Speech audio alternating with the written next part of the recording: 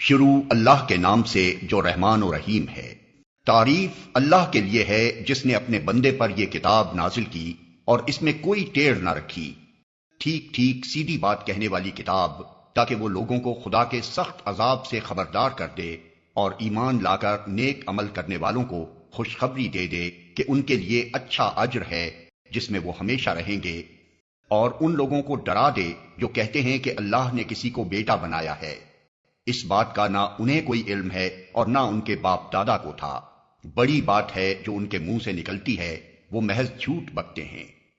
اچھا تو اے محمد، شاید تم ان کے پیچھے غم کے مارے اپنی جان کھو دینے والے ہو اگر یہ اس تعلیم پر ایمان نہ لائے۔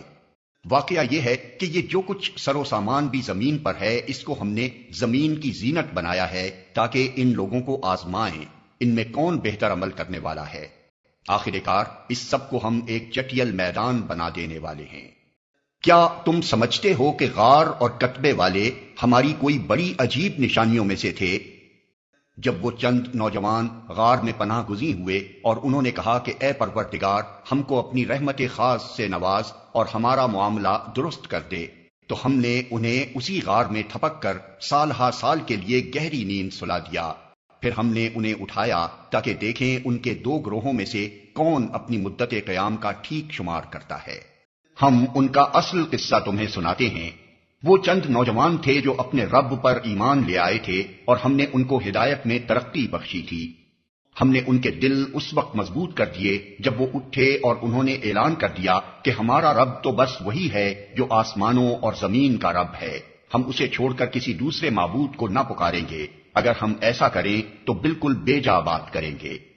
پھر انہوں نے آپس میں ایک دوسرے سے کہا، یہ ہماری قوم تو رب کائنات کو چھوڑ کر دوسرے خدا بنا بیٹھی ہے، یہ لوگ ان کے معبود ہونے پر کوئی واضح دلیل کیوں نہیں لاتے؟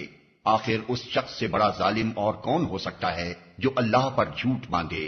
اب جب کہ تم ان سے اور ان کے معبودان غیر اللہ سے بے تعلق ہو چکے ہو تو چلو اب فلاں غار میں چل کر پناہ لو، تمہارا رب تم پر اپنی رحمت کا دامن وسیع کرے گا اور تمہارے کام کے لیے سر و سامان مہیا کر دے گا۔ تم انہیں غار میں دیکھتے تو تمہیں یوں نظر آتا کہ سورج جب نکلتا ہے تو ان کے غار کو چھوڑ کر دائیں جانب چڑھ جاتا ہے، اور جب غروب ہوتا ہے تو ان سے بچ کر بائیں جانب اتر جاتا ہے، اور وہ ہیں کہ غار کے اندر ایک وسیع جگہ میں پڑے ہیں۔ یہ اللہ کی نشانیوں میں سے ایک ہے، جس کو اللہ ہدایت دے وہی ہدایت پانے والا ہے، اور جسے اللہ بھٹکا دے اس کے لیے تم کوئی ولی مرشد نہیں پا سکتے۔ تم انہیں دیکھ کر یہ سمجھتے کہ وہ جاگ رہے ہیں، حالانکہ وہ سو رہے تھے۔ ہم انہیں دائیں بائیں کروٹ دلواتے رہتے تھے، اور ان کا کتا غار کے کنارے پر ہاتھ پھیلائے بیٹھا تھا۔ اگر تم کہیں جھانک کر انہیں دیکھتے تو الٹے پاؤں بھاگ کھڑے ہوتے اور تم پر ان کے نظارے سے دہشت بیٹھ جاتی۔ اور اسی عجیب کرشمے سے ہم نے انہیں اٹھا بٹھایا تاکہ ذرا آپس میں پوچھ گچھ کریں۔ ان میں سے ایک نے پوچھا، کہو کتنی دیر اس حال میں رہے؟ دوسروں نے کہا، شاید دن بھر یا اس سے کچھ کم رہے ہوں گے۔ پھر وہ بولے، اللہ ہی بہتر جانتا ہے کہ ہمارا کتنا وقت اس حالت میں گزرا۔ چلو اب اپنے میں سے کسی کو چاندی کا یہ سکہ دے کر شہر بھیجیں اور وہ دیکھے کہ سب سے اچھا کھانا کہاں ملتا ہے، وہاں سے وہ کچھ کھانے کے لیے لائے، اور چاہیے کہ ذرا ہوشیاری سے کام کرے، ایسا نہ ہو کہ وہ کسی کو ہمارے یہاں ہونے سے خبردار کر بیٹھے۔ اگر کہیں ان لوگوں کا ہاتھ ہم پر پڑ گیا تو بس سنسار ہی کر ڈالیں گے، یا پھر زبردستی ہمیں اپنی ملت میں واپس لے جائیں گے، اور ایسا ہوا تو ہم کبھی فلاح نہ پا سکیں گے۔ اس طرح ہم نے اہل شہر کو ان کے حال پر مطلع کیا تاکہ لوگ جان لیں کہ اللہ کا وعدہ سچا ہے، اور یہ کہ قیامت کی گھڑی بے شک آ کر رہے گی۔ مگر ذرا خیال کرو کہ جب سوچنے کی اصل بات یہ تھی، اس وقت وہ آپس میں اس بات پر جھگڑ رہے تھے کہ ان اصحاب کہف کے ساتھ کیا کیا جائے۔ کچھ لوگوں نے کہا، ان پر ایک دیوار چن دو، ان کا رب ہی ان کے معاملے کو بہتر جانتا ہے۔ مگر جو لوگ ان کے معاملات پر غالب تھے انہوں نے کہا، ہم تو ان پر ایک عبادت گاہ بنائیں گے۔ کچھ لوگ کہیں گے کہ وہ 3 تھے اور چوتھا ان کا کتا تھا، اور کچھ دوسرے کہہ دیں گے کہ 5 تھے اور چھٹا ان کا کتا تھا۔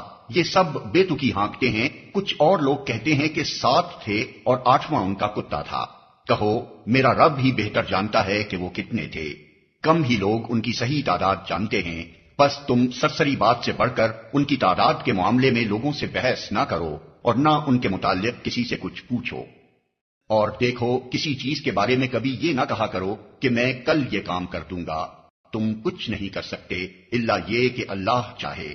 اگر بھولے سے ایسی بات زبان سے نکل جائے تو فوراً اپنے رب کو یاد کرو اور کہو امید ہے کہ میرا رب اس معاملے میں رشد سے قریب تر بات کی طرف میری رہنمائی فرما دے گا۔ اور وہ اپنے غار میں 300 سال رہے، اور کچھ لوگ مدت کے شمار میں 9 سال اور بڑھ گئے ہیں۔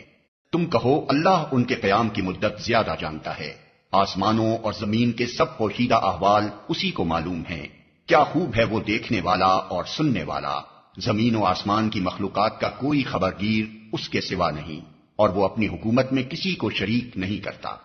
اے نبی، تمہارے رب کی کتاب میں سے جو کچھ تم پر وحی کیا گیا ہے اسے جوں کا توں سنا دو، کوئی اس کے فرمودات کو بدل دینے کا مجاز نہیں ہے، اور اگر تم کسی کی خاطر اس میں رد و بدل کرو گے تو اس سے بچ کر بھاگنے کے لیے کوئی جائے پناہ نہ پاؤ گے۔ اور اپنے دل کو ان لوگوں کی مائیت پر مطمئن کرو جو اپنے رب کی رضا کے طلبگار بن کر صبح و شام اسے پکارتے ہیں، اور ان سے ہرگز نگاہ نہ پھیرو۔ کیا تم دنیا کی زینت پسند کرتے ہو؟ کسی ایسے شخص کی اطاعت نہ کرو جس کے دل کو ہم نے اپنی یاد سے غافل کر دیا ہے، اور جس نے اپنی خواہش نفس کی پیروی اختیار کر لی ہے، اور جس کا طریقہ کار افراط و تفریط پر مبنی ہے۔ صاف کہہ دو کہ یہ حق ہے تمہارے رب کی طرف سے، اب جس کا جی چاہے مان لے اور جس کا جی چاہے انکار کر دے۔ ہم نے انکار کرنے والے ظالموں کے لیے ایک آگ تیار کر رکھی ہے جس کی لپٹیں انہیں گھیرے میں لے چکی ہیں۔ وہاں اگر وہ پانی مانگیں گے تو ایسے پانی سے ان کی تواضع کی جائے گی جو تیل کی تلچھٹ جیسا ہوگا اور ان کا منہ بھون ڈالے گا۔ بدترین پینے کی چیز اور بہت بری آرام گاہ۔ رہے وہ لوگ جو مان لیں اور نیک عمل کریں تو یقیناً ہم نیکوکار لوگوں کا اجر ضائع نہیں کیا کرتے۔ ان کے لیے سدا بہار جنتیں ہیں جن کے نیچے نہریں بہ رہی ہوں گی، وہاں وہ سونے کے کنگنوں سے آراستہ کیے جائیں گے، باریک ریشم اور اطلس و دیبا کے سبز کپڑے پہنیں گے اور اونچی مسندوں پر تکیے لگا کر بیٹھیں گے۔ بہترین اجر اور اعلیٰ درجے کی جائے قیام۔ اے محمد، ان کے سامنے ایک مثال پیش کرو۔ 2 شخص تھے، ان میں سے ایک کو ہم نے انگور کے 2 باغ دیے اور ان کے گرد کھجور کے درختوں کی باڑ لگائی اور ان کے درمیان کاشت کی زمین رکھی۔ دونوں باغ خوب پھلے پھولے اور بارآور ہونے میں انہوں نے ذرا سی کسر بھی نہ چھوڑی۔ ان باغوں کے اندر ہم نے ایک نہر جاری کر دی اور اسے خوب نفع حاصل ہوا۔ یہ کچھ پا کر ایک دن وہ اپنے ہمسائے سے بات کرتے ہوئے بولا، میں تجھ سے زیادہ مالدار ہوں اور تجھ سے زیادہ طاقتور نفری رکھتا ہوں۔ پھر وہ اپنی جنت میں داخل ہوا اور اپنے نفس کے حق میں ظالم بن کر کہنے لگا، میں نہیں سمجھتا کہ یہ دولت کبھی فنا ہو جائے گی، اور مجھے توقع نہیں کہ قیامت کی گھڑی کبھی آئے گی۔ تاہم اگر کبھی مجھے اپنے رب کے حضور پلٹایا بھی گیا تو ضرور اس سے بھی زیادہ شاندار جگہ پاؤں گا۔ اس کے ہمسائے نے گفتگو کرتے ہوئے اس سے کہا، کیا تو کفر کرتا ہے اس ذات سے جس نے تجھے مٹی سے اور پھر نطفے سے پیدا کیا اور تجھے ایک پورا آدمی بنا کھڑا کیا؟ رہا میں تو میرا رب وہی اللہ ہے اور میں اس کے ساتھ کسی کو شریک نہیں کرتا۔ اور جب تو اپنی جنت میں داخل ہو رہا تھا تو اس وقت تیری زبان سے یہ کیوں نہ نکلا کہ ماشاء اللہ لا قوت الا باللہ؟ اگر تو مجھے مال اور اولاد میں اپنے سے کمتر پا رہا ہے تو بعید نہیں کہ میرا رب مجھے تیری جنت سے بہتر عطا فرما دے اور تیری جنت پر آسمان سے کوئی آفت بھیج دے جس سے وہ صاف میدان بن کر رہ جائے، یا اس کا پانی زمین میں اتر جائے اور پھر تو اسے کسی طرح نہ نکال سکے۔ آخر کار ہوا یہ کہ اس کا سارا ثمرہ مارا گیا اور وہ اپنے انگوروں کے باغ کو ٹٹیوں پر الٹا دیکھ کر اپنی لگائی ہوئی لاگت پر ہاتھ ملتا رہ گیا اور کہنے لگا، کاش میں نے اپنے رب کے ساتھ کسی کو شریک نہ ٹھہرایا ہوتا۔ نہ ہوا اللہ کو چھوڑ کر اس کے پاس کوئی جتھا کہ اس کی مدد کرتا، اور نہ کر سکا وہ آپ ہی اس آفت کا مقابلہ۔ اس وقت معلوم ہوا کہ کارسازی کا اختیار خدائے برحق ہی کے لیے ہے۔ انعام وہی بہتر ہے جو وہ بخشے، اور انجام وہی بخیر ہے جو وہ دکھائے۔ اور اے نبی، انہیں حیات دنیا کی حقیقت اس مثال سے سمجھاؤ کہ آج ہم نے آسمان سے پانی برسا دیا تو زمین کی پود خوب گھنی ہو گئی، اور کل وہی نباتات بھس بن کر رہ گئی جسے ہوائیں اڑائے لیے پھرتی ہیں۔ اللہ ہر چیز پر قدرت رکھتا ہے۔ یہ مال اور یہ اولاد محض دنیاوی زندگی کی ایک ہنگامی آرائش ہے، اصل میں تو باقی رہ جانے والی نیکیاں ہی تیرے رب کے نزدیک نتیجے کے لحاظ سے بہتر ہیں، اور انہی سے اچھی امیدیں وابستہ کی جا سکتی ہیں۔ فکر اس دن کی ہونی چاہیے جبکہ ہم پہاڑوں کو چلائیں گے اور تم زمین کو بالکل برہنہ پاؤ گے، اور ہم تمام انسانوں کو اس طرح گھیر کر جمع کریں گے کہ اگلوں پچھلوں میں سے ایک بھی نہ چھوٹے گا، اور سب کے سب تمہارے رب کے حضور صف در صف پیش کیے جائیں گے۔ لو دیکھ لو، آ گئے نا تم ہمارے پاس، اسی طرح جیسا ہم نے تم کو پہلی بار پیدا کیا تھا۔ تم نے تو یہ سمجھا تھا کہ ہم نے تمہارے لیے کوئی وعدے کا وقت مقرر ہی نہیں کیا ہے، اور نامہ اعمال سامنے رکھ دیا جائے گا۔ اس وقت تم دیکھو گے کہ مجرم لوگ اپنی کتاب زندگی کے اندراجات سے ڈر رہے ہوں گے اور کہہ رہے ہوں گے کہ ہائے ہماری کمبختی، یہ کیسی کتاب ہے کہ ہماری کوئی چھوٹی بڑی حرکت ایسی نہیں رہی جو اس میں درج نہ ہو گئی ہو۔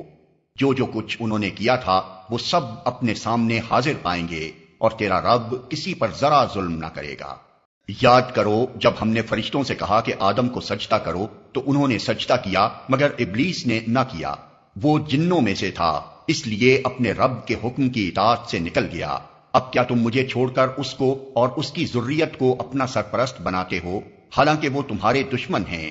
بڑا ہی برا بدل ہے جسے ظالم لوگ اختیار کر رہے ہیں۔ میں نے آسمان و زمین پیدا کرتے وقت ان کو نہیں بلایا تھا، اور نہ خود ان کی اپنی تخلیق میں انہیں شریک کیا تھا۔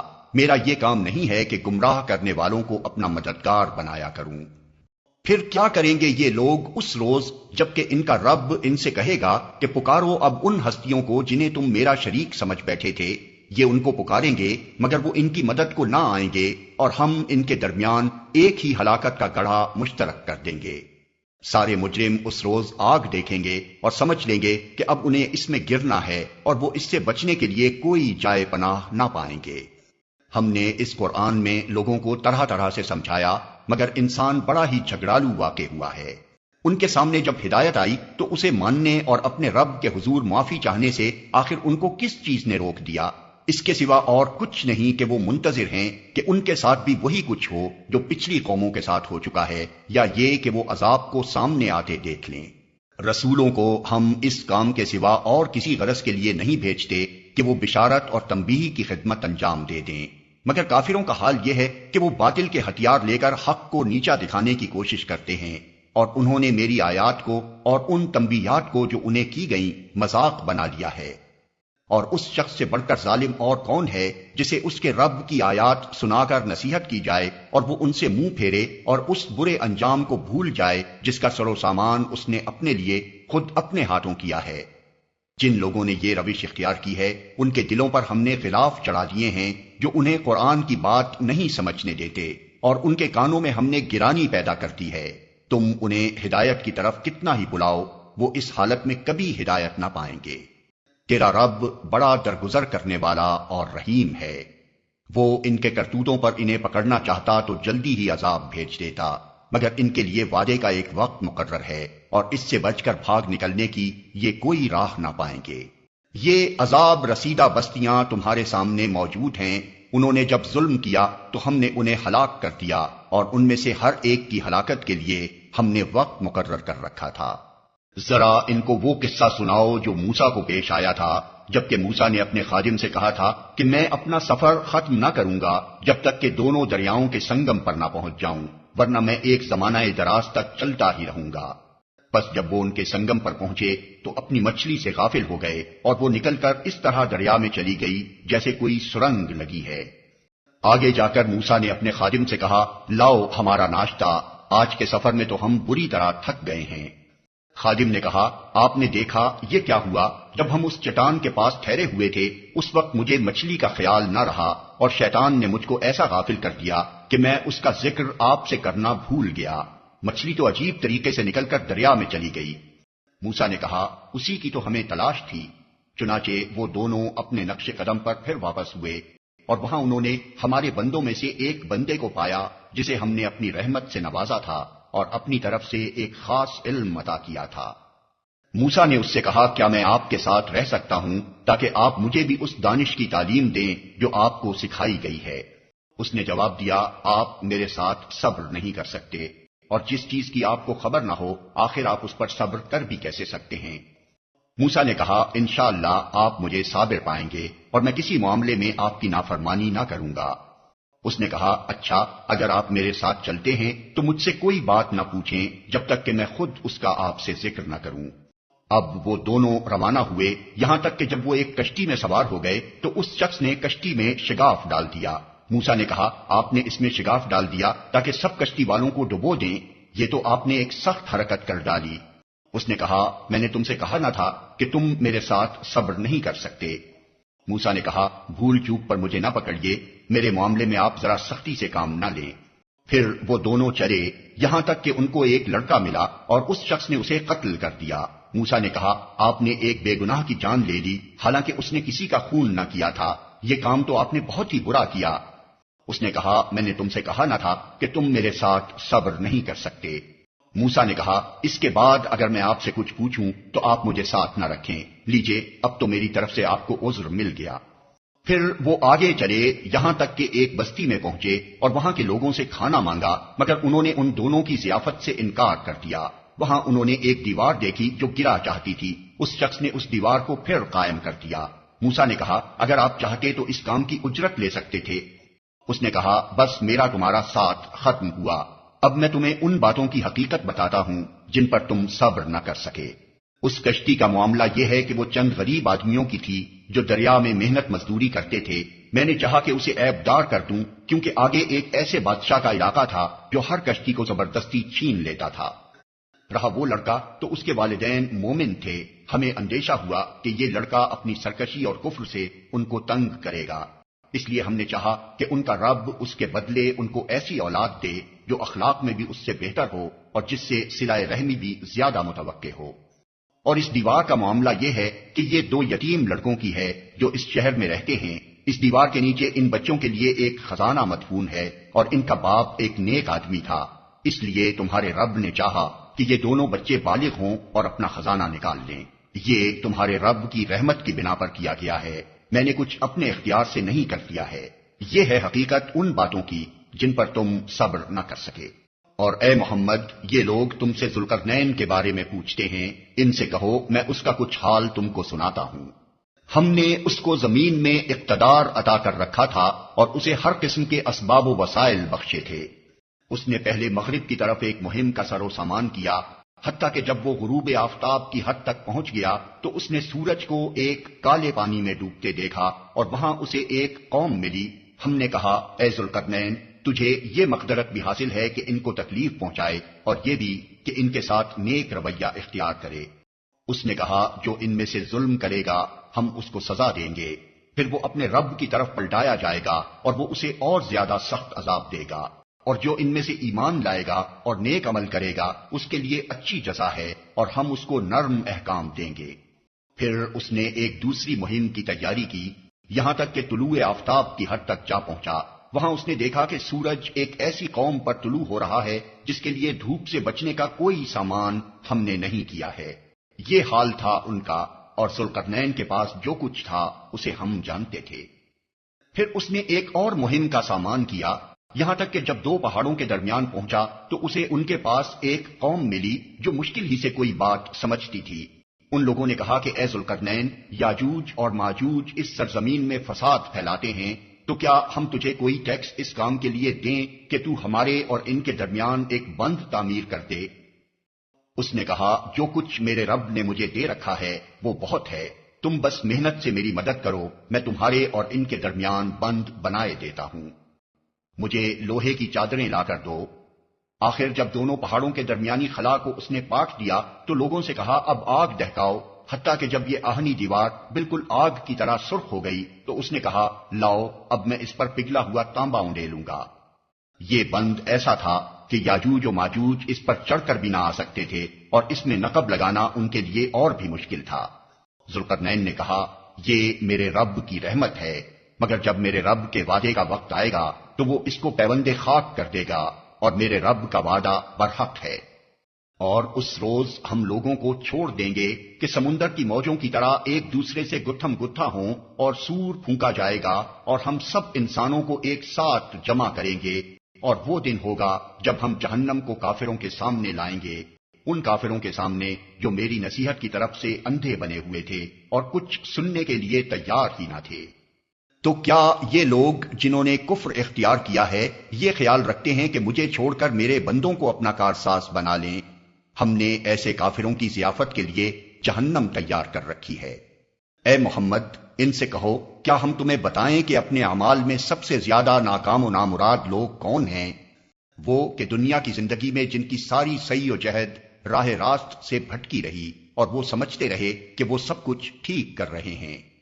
یہ وہ لوگ ہیں جنہوں نے اپنے رب کی آیات کو ماننے سے انکار کیا اور اس کے حضور پیشی کا یقین نہ کیا، اس لیے ان کے سارے اعمال ضائع ہو گئے۔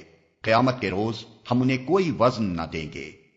ان کی جزا جہنم ہے اس کفر کے بدلے جو انہوں نے کیا اور اس مذاق کی پاداش میں جو وہ میری آیات اور میرے رسولوں کے ساتھ کرتے رہے۔ البتہ وہ لوگ جو ایمان لائے اور جنہوں نے نیک عمل کیے ان کی میزبانی کے لیے فردوس کے باغ ہوں گے جن میں وہ ہمیشہ رہیں گے اور کبھی اس جگہ سے نکل کر کہیں جانے کو ان کا جی نہ چاہے گا۔ اے محمد کہو کہ اگر سمندر میرے رب کی باتیں لکھنے کے لیے روشنائی بن جائے تو وہ ختم ہو جائے مگر میرے رب کی باتیں ختم نہ ہوں، بلکہ اگر اتنی ہی روشنائی ہم اور لے آئیں تو وہ بھی کفایت نہ کرے۔ اے محمد کہو کہ میں تو ایک انسان ہوں تم ہی جیسا، میری طرف وحی کی جاتی ہے کہ تمہارا خدا بس ایک ہی خدا ہے، پس جو کوئی اپنے رب کی ملاقات کا امیدوار ہو اسے چاہیے کہ نیک عمل کرے اور بندگی میں اپنے رب کے ساتھ کسی اور کو شریک نہ کرے۔